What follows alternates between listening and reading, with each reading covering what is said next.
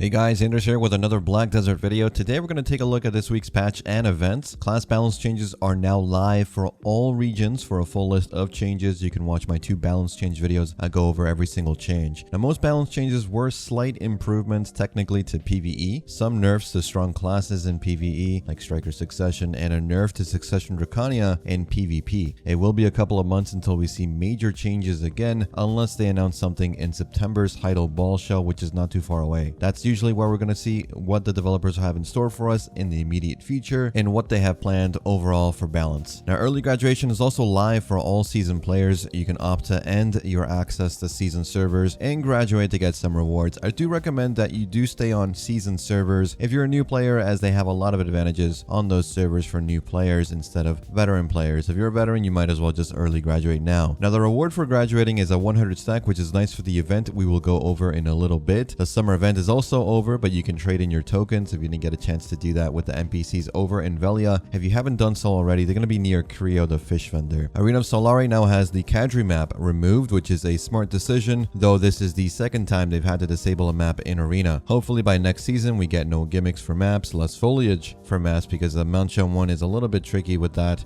Straight 1v1 modes would be also very nice, and some actual rewards for each match for casual players who may not be inclined to participate in PvP otherwise. If you missed my tweet on the new Shell Bell outfit update, they have added a new tweaked version of the summer outfit that exposes the back when you use the cape on off toggle. If you want the new version, you can just simply exchange it through the Velia blacksmith for free, or keep the original if you like how it looks. I'm still on the fence on whether or not I'll change it, but let me know what you'll do. Dim Tree Spirit now has a new spawn location. The weekly potion piece quest for Blood Wolves can now be accepted from a new NPC at the actual Blood Wolves node, so you travel less to accept it and turn it in. Improvements have been made for auto pathing and travel. Things like rocks and bushes that have been nuisances for those traveling through Camisylvia have been removed, so you don't get stuck as often. The biggest change of this patch is possibly the added ability to skip the tutorial, which not many people enjoyed. As for the events, we have some really good ones actually. Value packs, Kama, and Old Moon books are being given out for free for just logging in. That's really nice. I don't think I've ever seen that happen unless it was for some event like Heidel Balls and Calcium Balls. You also get almost a month worth of buffs for just logging in the next 3 weeks, which is really nice. The new Dark Rift bosses have been added for the next 3 weeks, so Liber, Tidium, and Skeleton King now have a chance of getting straight boss drops from these as well. Night Vendor is now discounted for the next 3 weeks, has added items in the pool like Scorching Sun Fragments, which is nice to see. Rare items have also increased in probability. There is still a slight increase in the max price of some items in the Night Vendor, but you may find a deal or two depending on what you're after. If you stay on season servers, you now have an added chance to get treasure chests as a boss when you run your Rift Echoes. This will have a chance to drop Frozen Tide Blackstones that can guarantee pen, which is nice, though I think most players that have been doing season more regularly should have almost all pen by now. The chance for this boss also appearing will probably be low. For the next 2 weeks, Jetina daily accessory quests now reward double the powder, so a good time I think to make sure you finish your daily if you're nearing the last bit of powder needed to get your pen accessory. And finally, for the next 3 weeks, there is an interesting event that allows you to push your fail stack up to 230 with the Devour mechanic. Now, at first glance it looked crazy good.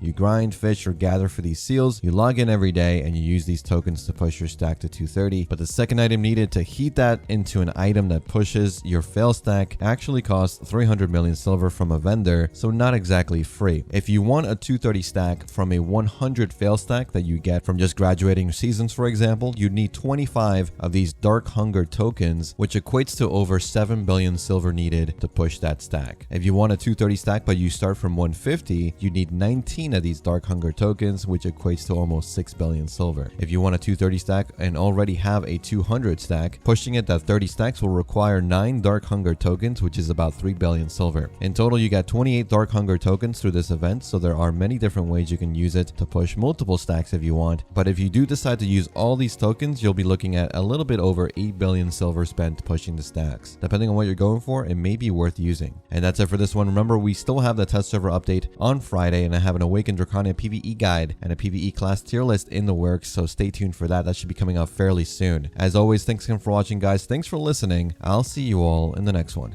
Take care.